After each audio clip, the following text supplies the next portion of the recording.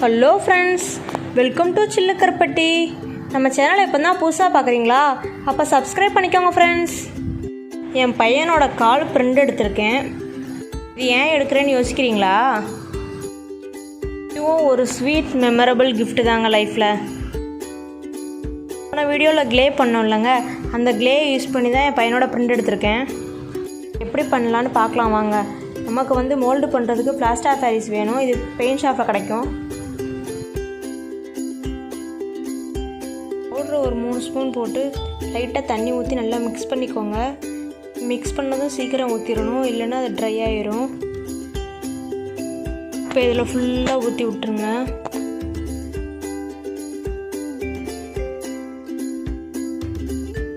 ஃபுல்லாக ஊற்றி விட்டுட்டு இதை லைட்டாக ஷேக் பண்ணி விட்டுக்கோங்க. அப்போ தான் அங்கங்கே ஏர் பபிள்ஸ் இருந்தாலும் சரியாயிரும்.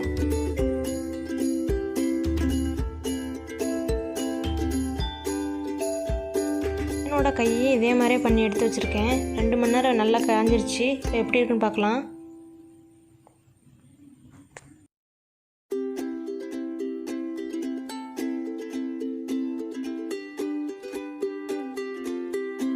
இவ்வளோ சூப்பராக வந்திருக்கு பார்த்தீங்களா? கத்தி யூஸ் பண்ணி சுற்றி உள்ளதெல்லாம் நல்லா சேஃபு கொண்டு வந்துக்கலாம். இப்போ பார்த்து பொறுமையாக பண்ணணும், இல்லைன்னா உடஞ்சிரும். கேர்ஃபுல்லாக பண்ணுங்கள்.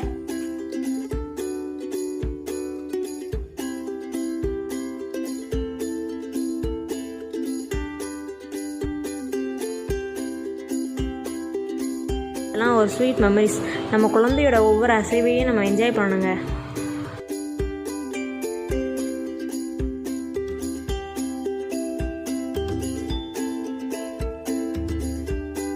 நம்ம குழந்தை பிறந்து பெருசாயிட்டாலும் இதெல்லாம் பார்க்கும்போது நம்ம குழந்தை பிறந்த அந்த ஒரு நிமிஷம் தாங்க நம்மளுக்கு ஞாபகத்துக்கு வரும்.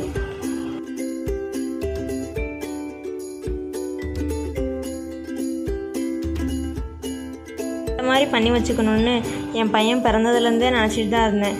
ஆனால் என்னால் இப்போ தாங்க பண்ண முடிஞ்சது.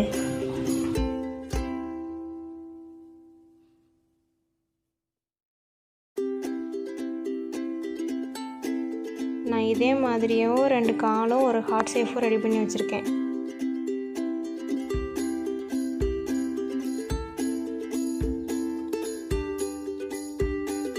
இது எப்படி இருக்குன்னு சொல்லுங்கள் ஃப்ரெண்ட்ஸ். பெயிண்ட் பண்ணலை, பெயிண்ட் பண்ணால் ரொம்ப அழகாக இருக்கும். நெக்ஸ்ட் வீடியோவில் பெயிண்ட் பண்ணிவிட்டு எப்படி ஃப்ரேம் பண்ணுறதுன்னு பார்க்கலாம் ஃப்ரெண்ட்ஸ். நீங்களும் இது மாதிரி ட்ரை பண்ணி பாருங்கள்.